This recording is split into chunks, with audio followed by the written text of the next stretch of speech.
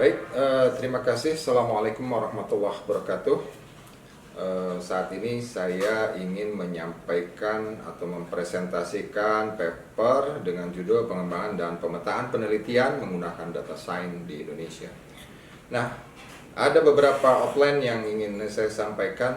Yang pertama adalah pendahuluan, kemudian yang kedua adalah studi literatur, kemudian selanjutnya adalah metodologi penelitian, hasil dan analisa, dan terakhir adalah kesimpulan. Baik, yang melatar belakangi dari penelitian ini adalah pengembangan penelitian itu akan sangat terkait dengan penelitian sebelumnya. Keberadaan metode, sarana, prasarana, data, dan lainnya akan menjadi pertimbangan dalam menentukan penelitian. Saat ini, data science memiliki peranan sangat penting dalam menentukan arah penelitian dan pengembangan penelitian. Data science merupakan istilah yang digunakan untuk menganalisis data besar.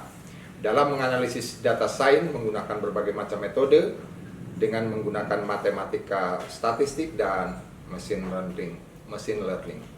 Kemudian algoritma machine learning dapat mengungkap anomali data, kemudian pola dan korelasi dalam kumpulan data besar, dan algoritma machine learning memeriksa apa yang berhubungan dengan hubungan antara variabel-variabel yang berbeda dengan tujuan menyaring hubungan korelasi.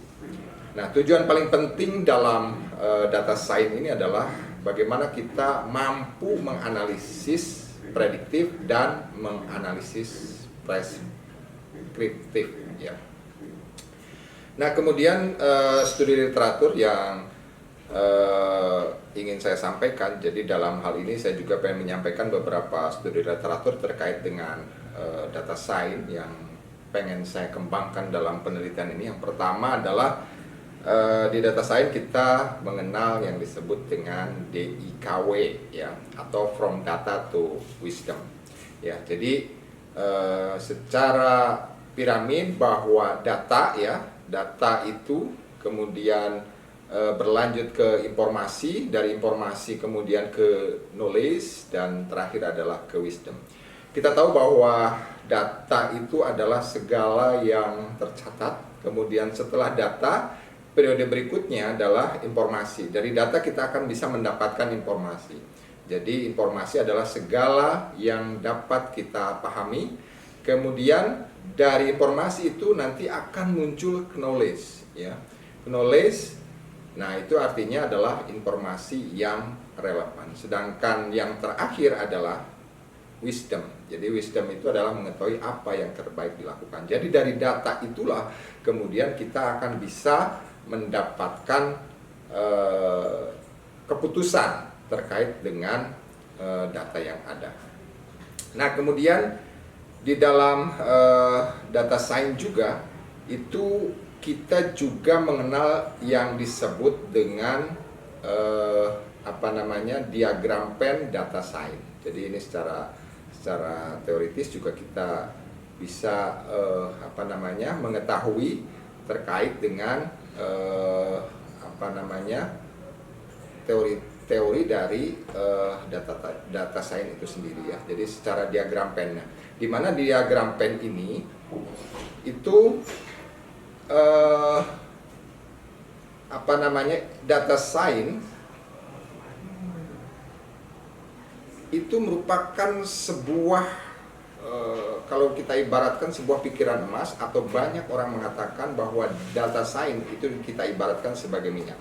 Sebagai contoh analogi pada sebuah mesin, AI atau Artificial Intelligence adalah mesin atau data itu yang bisa dikatakan sebagai, kita analogikan sebagai oli yang membuat genset itu bisa bekerja. Semakin besar data, semakin besar peluang dan wawasan dari data tersebut, maka dari situ kita akan bisa mendapatkan sebuah prediksi atau sebuah pengetahuan terkait dengan data.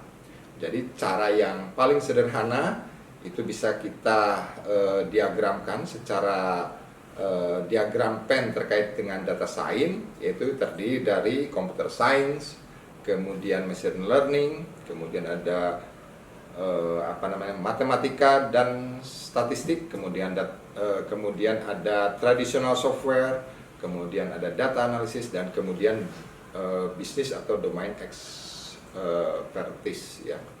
Nah, selanjutnya terkait dengan data science juga kita mengenal yang disebut dengan CRIP-DM ya. CRIP-DM itu artinya Cross Industry Standard Process for Data Mining. Nah, jadi di sini menurut banyak survei dan jajak pendapat, dapat dari pengguna data science ini masih menjadi standar de facto untuk mengembangkan data mining dan pengetahuan proyek penemuan. Namun tidak diragukan lagi bidang ini telah berkembang pesat dalam 20 tahun terakhir. Dengan ilmu data sekarang menjadi istilah terdepan yang disukai oleh pengembangan data. Nah, selanjutnya adalah dari data science, kemudian kita juga mengenal teori guide data science ya. Jadi kita tahu bahwa teori guide data science adalah paradigma baru yang bertujuan untuk memanfaatkan kekayaan pengetahuan ilmiah untuk meningkatkan efektivitas model data science dalam memungkinkan penemuan ilmiah. Nah, selanjutnya kita dapat melihat siklus dari data science itu sendiri ya. Kita tahu bahwa teknologi informasi memberi kita data, kemudian data itu kita rekayasa, nah kemudian kita kumpulkan data itu dan itu akan mengkonversi menjadi sebuah informasi. Data science yang kita kenal adalah bisa menggunakan metode statistik, machine learning, deep learning, ya, menggunakan informasi menjadi sebuah pengetahuan dan akhirnya kita akan bisa mengambil sebuah keputusan berdasarkan data ya, atau berdasarkan data dalam memberikan kebijaksanaan dalam pengambilan keputusan. Nah, kemudian kata kunci dalam data science kita kenal dengan machine learning, kemudian ada deep learning, kemudian ada artificial intelligence, kemudian ada predictive analytics. Nah, apa itu sebetulnya data science, kemudian ada apa itu analitik, dan kemudian apa itu AI atau artificial intelligence ya. Jadi kita tahu bahwa data itu tidak akan bermanfaat jika kita tidak mengambil sebuah tindakan, tidak ada action ya. Nah, dan action itu sendiri adalah memerlukan sebuah keputusan. Nah, data science sendiri ya, yang berasal dari data itu sendiri, maka akan mendapatkan sebuah keputusan. Nah, sedangkan analitik sendiri adalah seni pengambilan keputusan bagi manusia yang diambil berdasarkan data. Sedangkan AI itu adalah pengambilan keputusan otomatis oleh mesin berdasarkan data. Nah, kemudian kita mengenal yang disebut dengan data collecting ya. Itu terdiri dari generate, misal kita bisa mengenerate sendiri, yaitu bisa menggunakan SQL, kemudian bisa menggunakan dokumen, voice, chat, email, Twitter, dan lain sebagainya. Ada juga yang sifatnya sumber dari eksternal, misalkan machine learning repository, kemudian ya, dan ada TensorFlow dataset dan lain sebagainya. Nah, kemudian kita juga mengenal dari data science itu ada yang disebut dengan data cleaning, nah, yang terdiri dari konsistensi format ya. Jadi kita bisa mengkonvert ke format yang benar. Kita juga mengenal missing value, yaitu yang terdiri dari input, kemudian delete column, dan seterusnya. Kemudian kita juga mengenal duplikasi data ya. Misalkan kita hapus duplikasi dan lain sebagainya, dan kita juga mengenal apa yang disebut dengan imbalance dari data itu sendiri, yaitu pemecahan masalah untuk data yang tidak balance. Nah, di dalam data science kita juga mengenal apa yang disebut dengan EDA. EDA itu adalah exploratory data analysis. Jadi EDA adalah proses untuk menemukan informasi berharga dari suatu data yang bisa digunakan untuk proses selanjutnya. Nah, kemudian EDA biasanya mensupport domain bisnis, sehingga apabila tidak paham mengenai suatu bisnis, kita bisa melihat dari EDA itu sendiri. Bentuknya bisa chart, word cloud, dan lain-lain. Nah, kemudian kita juga dari data science kita akan mengenal model building, ya, yaitu membuat model untuk merumuskan suatu permasalahan. Model itu kita ibaratkan sebuah fungsi. Katakanlah fungsi dari Y sama dengan MX ditambah C, nah, dan seterusnya. Nah, tapi karena biasanya problem tidak semudah itu, maka kita membutuhkan yang namanya machine learning. Jadi machine learning membantu kita untuk membuat sebuah model. Kemudian selanjutnya di data science juga kita mengenal yang disebut dengan model deployment. Itu ya. Jadi proses mengintegrasikan machine learning model dengan suatu produk. Biasanya produk itu biasanya berupa website atau aplikasi, seperti contoh misalkan ketika kita membuka Netflix, dibuka, dia akan memberikan rekomendasi film berdasarkan histori penggunaan data, gitu ya. Nah, kemudian di sini juga ada yang disebut dengan data science framework, ya. Jadi di situ bisa kita lihat dari business understanding, data understanding, data preparation, kemudian feature engineering, kemudian modeling, evaluasi, development, dan deployment. Nah, itu terkait dengan studi literatur yang saya lakukan. Kemudian selanjutnya adalah terkait dengan metode penelitian. Jadi metode penelitian yang saya lakukan dalam penelitian ini, pertama adalah saya melakukan studi literatur. Artinya saya membaca terkait dengan teori yang saya butuhkan untuk menghasilkan sebuah penelitian, yaitu bagaimana saya bisa mengolah sebuah data, ya, terkait dengan data science yang digunakan untuk pengembangan dan pemetaan penelitian. Kemudian yang selanjutnya saya melakukan pengumpulan data. Pengumpulan data itu yaitu dilakukan dengan menggunakan survei. Nah, kemudian dari hasil survei itu kemudian saya olah data itu dengan melakukan pengolahan data secara matematika statistik, ya. Kemudian saya uji data itu. Nah, kemudian saya analisis dan hasilnya adalah sebuah keputusan yang bisa saya simpulkan. Nah, kemudian hasil dan analisa dari penelitian ini, pertama, dari data yang saya dapatkan bahwa terkait dengan pengembangan data science, ya, dalam pengembangan penelitian, ternyata yang tertarik itu bisa mencapai 89,60%. Nah, sisanya yang 10,40% itu tidak tertarik menggunakan data science. Hal ini menunjukkan bahwa pengembangan riset kemudian dan pemetaan kita dapat bisa memetakan bahwa ketertarikan pada data science itu luar biasa dari survei yang kita lakukan secara random yang dilakukan kepada dosen, kemudian peneliti, nah, kemudian data scientist dan praktisi. Nah, ini yang kita lakukan. Kemudian dari survei berikutnya yang saya lakukan adalah yang tertarik menggunakan data science itu misalkan dari sisi gender, ya, ternyata laki-laki itu lebih banyak. Jadi dari di sini yang laki-laki itu mencapai 125 orang yang tertarik. Nah, kemudian sisanya 56 orang itu yang perempuan. Jadi memang dominasi dari survei yang kita lakukan adalah secara gender itu adalah laki-laki. Kemudian selanjutnya ketertarikan pada data science untuk pengembangan penelitian ini. Nah, ini secara akademis, ya.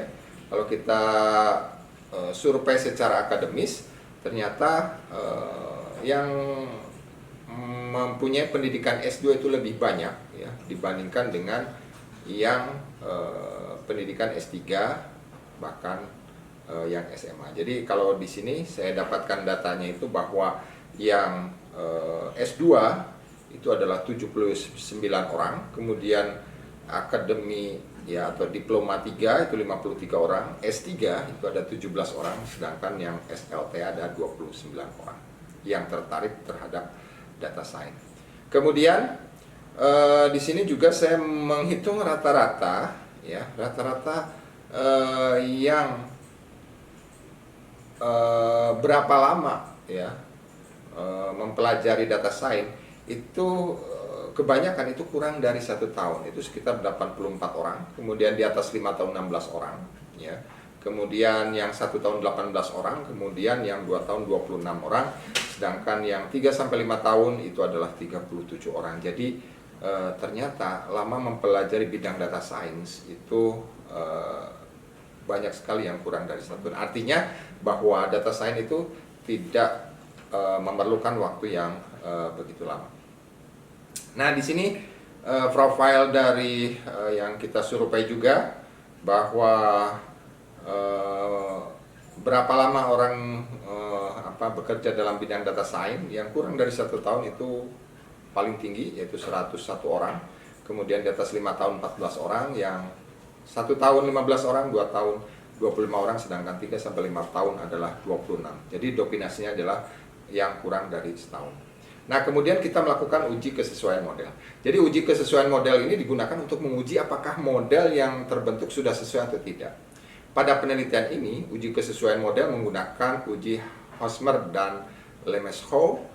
Adapun hasilnya adalah, jadi berdasarkan nilai X kuadrat itu sama dengan 3,573 dengan nilai seed in-nya adalah 0,893 atau lebih besar dari nilai alfa 0,05. Maka dapat disimpulkan bahwa di sini cukup bukti untuk menerima atau dapat dikatakan model ini sudah sesuai. Nah, kemudian kita juga melakukan uji simultan. Jadi uji simultan itu digunakan untuk menguji apakah ada minimal 1 tahun peubah bebas yang signifikan mempengaruhi peubah terikat ya. Di sini berdasarkan nilai X kuadrat itu sama dengan 32,168 dengan nilai seed-nya adalah 0, itu lebih kurang dari nilai alfa 0,05. Maka dapat disimpulkan bahwa cukup bukti untuk menerima H1 atau dapat dikatakan bahwa dengan minimal 1 peubah bebas dapat mempengaruhi peubah terikat. Kemudian berdasarkan uji simultan nilai G ya adalah terdapat nilai 1,2.646 dengan nilai sebesar 0,302, yang berarti bahwa peubah bebas mampu menjelaskan sebesar 30,2% keragaman variasi peubah terikat, dan selebihnya dijelaskan oleh faktor lain yang tidak ada pada model regresi. Kemudian kita juga menguji uji parsial. Ya, jadi uji parsial ini digunakan untuk menguji peubah bebas yang mampu membuat signifikasi mempengaruhi peubah terikat. Nah, itu hasil dan analisa penilaian.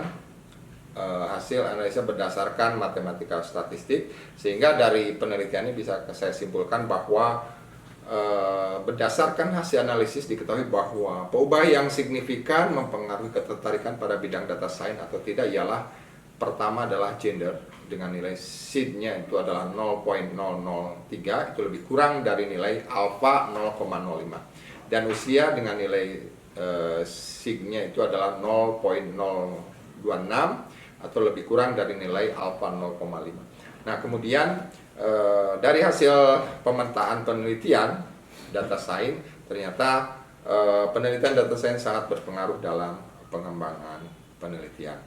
Nah, itu yang bisa saya simpulkan dari penelitian terkait dengan pengembangan dan pemetaan data science menggunakan data science di Indonesia berdasarkan hasil survei secara random dari audiens atau dari pengguna data science itu dari berbagai kota di Indonesia.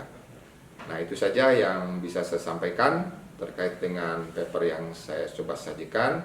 Terima kasih. Assalamualaikum warahmatullahi wabarakatuh.